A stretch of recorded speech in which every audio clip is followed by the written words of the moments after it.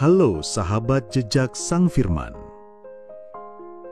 Hari ini, mari kita menyelami sebuah kebenaran yang mungkin terasa menantang. Sebuah paradoks yang seringkali membuat pikiran kita berkerut. Ini tentang pergumulan terdalam yang sering tak terucap, dorongan-dorongan yang kerap disalahpahami sebagai sekadar naluri insani. Kita akan melihat kontras yang mencolok antara apa yang dunia anggap sebagai kelemahan atau godaan biasa, dengan apa yang Tuhan pandang sebagai sebuah peperangan rohani yang krusial bagi takdirmu di tengah kekekalan. Disinilah tersembunyi kunci untuk memahami makna sejati dari hidup ini. Ini bukanlah kebetulan, saudaraku. Ini adalah sebuah tanda bahwa engkau yang terpilih sedang berada dalam sebuah peperangan rohani. Sebuah peperangan yang tak kasat mata, namun dampaknya terasa hingga ke relung-relung jiwamu yang paling sunyi. Bahwa keinginan-keinginan yang meluap-luap itu bukanlah sekadar anomali, melainkan strategi licik dari kegelapan yang dirancang untuk menjatuhkanmu, untuk mengalihkan pandanganmu dari terang, dan untuk merusak potensi ilahi, benih keagungan yang Tuhan sendiri tanamkan dalam dirimu. Mengapa engkau menjadi target utama, saudaraku? Karena di dalam dirimu ada sesuatu yang kudus, ada sebuah harta karun, sebuah mahkota kemuliaan, sebuah panggilan yang agung yang ingin dicuri oleh musuh jiwa. Energi yang Tuhan berikan kepadamu, bahkan energi penciptaan, energi yang sakral, adalah kunci bagi identitasmu yang sejati, sumber kekuatanmu, dan motor penggerak tugas ilahimu di dunia ini. Kegelapan ingin energi ini dinajiskan, disalahgunakan dalam belenggu dosa, bukan dibangkitkan untuk kemuliaan. Mereka ingin engkau takluk, bukan bangkit menjadi terang. Saudaraku, cerminkanlah perjalanan para leluhur spiritual kita. Pergumulan ini bukanlah kisah baru dalam lembaran sejarah. Ingatlah akan Yusuf, putra Yakub, yang namanya berarti dia akan menambah. Seorang pemuda yang diberkati dengan mimpi-mimpi besar, namun diuji dengan godaan yang begitu memikat dari istri Potifar. Di Mesir, jauh dari sanak saudara, dalam kesendirian, ia dihadapkan pada pilihan. Ia memilih untuk lari, memilih kemurnian, memegang teguh janjinya.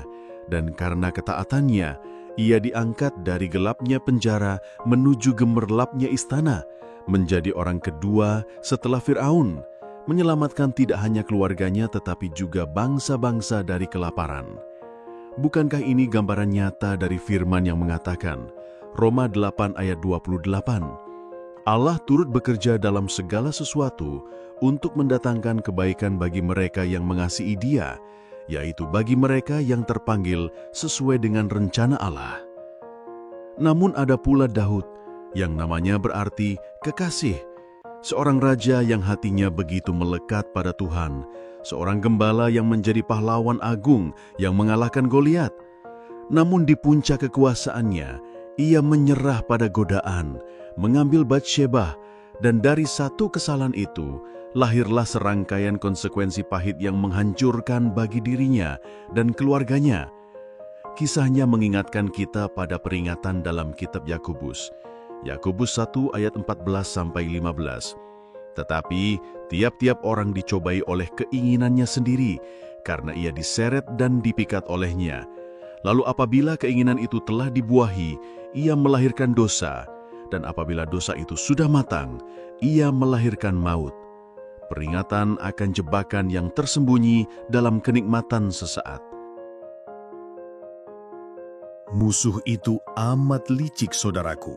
Serangannya tidak datang dalam wujud monster yang menakutkan, melainkan dalam kemasan yang paling memikat, yang paling halus, terbungkus dalam kesenangan sesaat, dalam hiburan yang mengalihkan, dalam budaya yang meracuni, dalam irama musik yang membius, dalam gambar-gambar yang menyesatkan, dan dalam aplikasi yang dirancang untuk mencuri fokusmu, untuk mengikat jiwamu dalam jaringan ilusi. Ia ingin engkau menjadi budak dari keinginanmu sendiri, terperangkap dalam lingkaran kehampaan. Namun, disinilah letak kekuatan sejatimu. Ketika energimu tersegel, ketika tubuhmu murni sebagai bait Roh Kudus, dan pikiranmu disiplin, terpusat pada kebenaran, otoritas yang Tuhan berikan padamu akan menjadi begitu dahsyat, begitu menakutkan bagi alam kegelapan. Engkau diciptakan untuk menguasai keinginan, untuk menaklukkan setiap dorongan yang melawan rohmu, bukan menjadi budaknya yang lemah. Setiap dorongan adalah sebuah sinyal, sebuah undangan untuk memilih. Setiap godaan adalah sebuah ujian yang akan menempa karaktermu. Dan di dalam disiplin diri serta pengekangan yang kudus, kekuatan ilahi yang tak terhingga akan terungkap dalam hidupmu. Saudaraku, dengarkanlah. Banyak jiwa-jiwa terpilih yang telah melangkah melintasi lembah gelap ini, melewati api pemurnian dan bangkit menjadi terang yang memancar. Ada Leora, seorang seniman yang menemukan jalan alkimia spiritual. Ia mengubah perjuangan sensualnya yang begitu intens menjadi karya sakral yang penuh makna. Setelah menyadari bahwa dirinya bukanlah apa yang ia inginkan secara naluriah, melainkan apa yang ia pilih untuk lakukan dalam ketaatan. Ada Elias, seorang pria sederhana yang bekerja membersihkan gereja. Ia bergumur dengan belenggu pornografi, namun melalui ketekunan dalam doa dan perenungan tulisan suci, ia dibebaskan. Kini, ia menjadi mentor spiritual yang membimbing banyak jiwa menuju kebebasan sejati. Bahkan seorang bintang pop dunia seperti Justin Bieber, di tengah sorotan dan godaan tak terbatas, menemukan kembali kejernihan jiwa dan hubungannya yang intim dengan Tuhan melalui sebuah keputusan radikal. Selibat sebelum pernikahan. Sebuah kesaksian nyata akan kekuatan pemurnian yang membebaskan. Amari yang dalam keputusasaan terdalam berseru dalam doa, dan dari kegelapan itu ia menerima pemurnian dan kejernihan pikiran yang tak pernah ia duga. Maryam, seorang perawat, namanya berarti pahit. Namun melalui pemurnian, ia mengatasi kecanduannya dan kini memimpin lingkaran doa dengan kekuatan penyembuhan yang luar biasa, membawa manisnya kasih dan harapan bagi sesama. Aktor dan mantan pemain NFL Terry Crews dengan kerendahan hati dan keberanian secara terbuka berbicara tentang kecanduan pornografi yang pernah membelenggunya. Ia bersaksi bagaimana ia menemukan kekuatan sejati bukan dalam ototnya, melainkan melalui kerentanan dan imannya yang teguh kepada Yang Maha Kuasa. Noel, seorang penyair muda yang bersumpah untuk hidup dalam selibat. Karya-karyanya kini semakin mendalam, memancarkan kebijaksanaan dan kepekaan spiritual yang melampaui usianya. Produser film terkemuka Devon Franklin dengan gamblang menekankan bagaimana selibat sebelum pernikahan meningkatkan kejernihan mental dan spiritualnya, membuka pintu bagi berkat-berkat dan kreativitas yang tak terduga dalam kariernya. Jayen, yang dengan berani menghadapi dan mengatasi kecanduan konten dewasa, kini memimpin sebuah gerakan untuk membantu pria-pria muda berjalan dalam kemurnian, menjadi teladan bagi generasinya.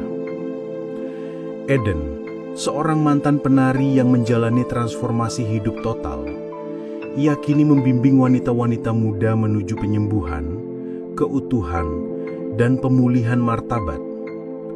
Dan Elijah, seorang produser musik, namanya berarti Yahweh adalah Allahku. Ia menemukan kembali suara jiwanya dan roh yang kudus dalam musiknya setelah melewati periode keheningan dan pemurnian yang mendalam. Saudaraku, pahamilah ini. Kebangkitan spiritual seringkali terasa kacau, berantakan, dan bahkan menyakitkan. Ia mengguncang fondasi yang selama ini engkau yakini. Tetapi ini adalah proses, sebuah kelahiran kembali, sebuah pemurnian yang mendalam. Rasa sakit dan kegelisahan yang engkau alami bukanlah tanda kelemahanmu, melainkan tanda bahwa engkau sedang dibangunkan. Ini adalah kontraksi sebelum kelahiran sesuatu yang baru dan agung dalam hidupmu. Energi penciptaan, energi seksual itu sendiri bukanlah dosa. Tidak, saudaraku, ia adalah kekuatan kreatif yang sakral, sebuah anugerah tak ternilai dari Sang Pencipta. Musuh ingin ia dinajiskan, disalahgunakan dalam kegelapan. Tetapi jika dimurnikan dan dimanfaatkan dengan benar, ia dapat diarahkan pada visi ilahimu, pada panggilanmu yang sesungguhnya, dan pada kekuatan spiritual yang tak terbatas untuk membangun kerajaannya di bumi. Perjuangan melawan nafsu, saudaraku, adalah sebuah proses alkimia spiritual. Ia adalah proses mengubah nafsu yang membakar menjadi terang yang memandu, mengubah keinginan yang mengikat menjadi takdir yang membebaskan, dan mengubah rasa sakitmu menjadi platform kekuatan ilahi yang akan memuliakan namanya di mata dunia. Dalam perjalanan suci ini, kesendirian dan keheningan adalah sahabat terbaikmu. Mereka adalah laboratorium jiwa, tempat rohmu diasah dan dipertajam, memungkinkan engkau mendengar suara Tuhan yang lembut dan jelas di tengah riuhnya kebisingan dunia. Ini adalah masa persiapan, masa pemurnian, masa untuk mengumpulkan kekuatan sebelum engkau diutus. Dan ketahuilah, saudaraku, ketaatanmu, keselarasanmu dengan kehendak ilahi tidak hanya membawa kemenangan pribadi yang membebaskan. Ia membuka pintu bagi penyembuhan dan pembebasan bagi orang lain yang sedang terikat. Bahkan, ia dapat memutus kutukan generasi, membawa terang dan berkat ke dalam garis keturunanmu yang selama ini mungkin dalam kegelapan. Maka, saudaraku, ini adalah panggilan yang mendesak bagi engkau yang terpilih. Panggilan untuk bangkit dari tidur rohani. Panggilan untuk menguasai keinginanmu, bukan menjadi budaknya yang tak berdaya. Panggilan untuk melindungi energi suci yang Tuhan percayakan padamu. Karena disitulah terletak otoritas dan kekuatanmu yang sejati. Panggilan untuk berjalan dalam kemurnian, dalam otoritas, dan dalam tujuan ilahi yang telah ditetapkan bagimu sejak semula, bahkan sebelum engkau ada. Jangan biarkan tipuan musuh merampas takdir agungmu. Bangkitlah, saudaraku. Perang ini memang ada di dalam dirimu, tetapi kemenangan sudah menantimu.